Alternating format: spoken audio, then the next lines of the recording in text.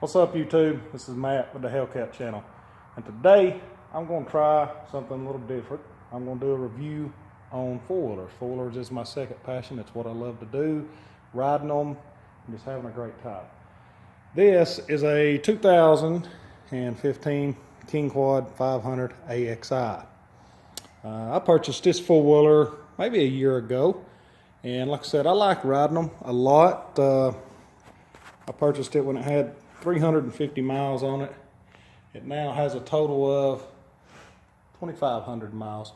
Anyway, I want to show a few things that I like about the Kingquad and a few things that I don't. I don't see a whole lot of videos of people doing reviews on Kingquad, so here goes. First thing I noticed about this ATV that I did not like, and as you can see, the snorkels I have installed. I built and installed these myself. The factory snorkel systems on a Kingquad are not great at all. The exhaust one comes up at a level at about the muffler. Now I don't have it on here at the time, but basically when it was on the ATV, it came up and it turned behind this and it had a mouth right here, basically what I call it.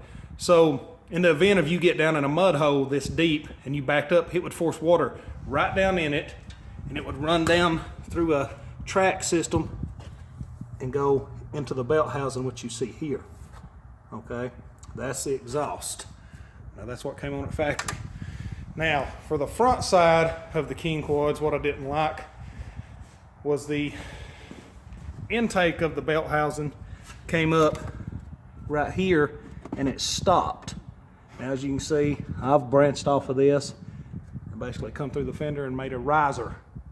So now in the event if you get into a mud hole, you can actually run this quad this deep, because this is where the air intake filtration system is on a Kingquad.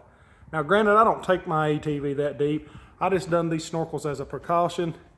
Now mainly they're PVC pipe, but they look good on the ATV.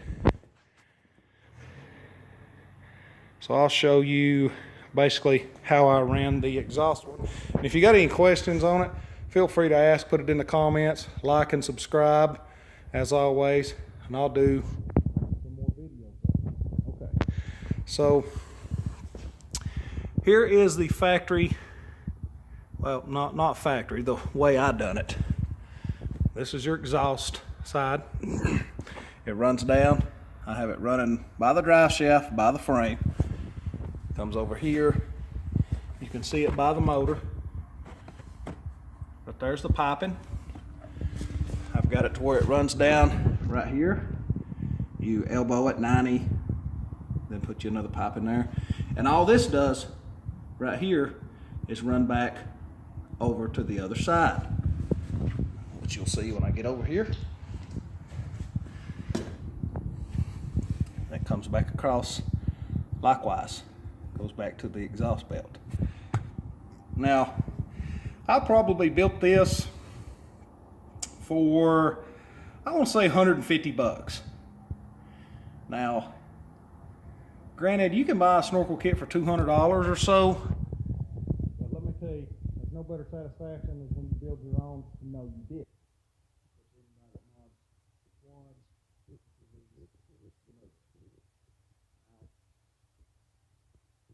There is another few things I didn't like about this quad. For instance, it has a rev limiter when you put it in the F-lock. Now, after 10 miles per hour, the rev limiter seems to kick in. It does on my quad anyway. Most of the other Kingquads it has in the past too. So what you do actually to defeat this is you pop your seat off. Set this to the side. Now mine's all waterproofed up with silicone and rubber tape. But what you do is you'll pull your CDI box up, find the number 15 pin, and take a terminal disconnect. That's right, I said a terminal disconnect tool. You poke it out. So then, in the event when you have it in diff lock, and you're holding the gas pedal to the floor in 4 low, you don't have to reach over here and hold the diff lock override.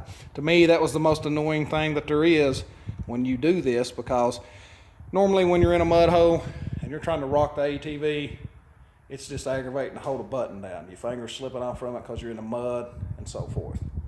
Now that seemed to help me a lot. You can also do a reverse rev limiter defeat, but I don't see no purpose in that because the four-wheeler run well over 10 miles per hour in reverse, and it's easy enough to flip as it is when you're in reverse doing that. Now there's a few more things that I didn't like about the quad, but I'll get to that in a few more videos. I just want to make a quick review of the ATV. I'll be doing one next of my Kenda Bighorn knockoffs. And I'll give you a little preview. These tires actually have right at 2,500 miles on them.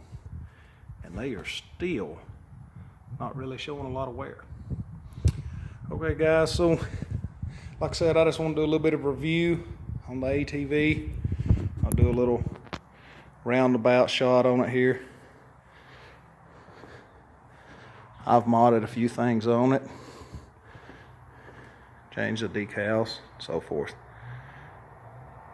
Let me know what you think in the comments. As always, like and subscribe, and appreciate it. Have a good day.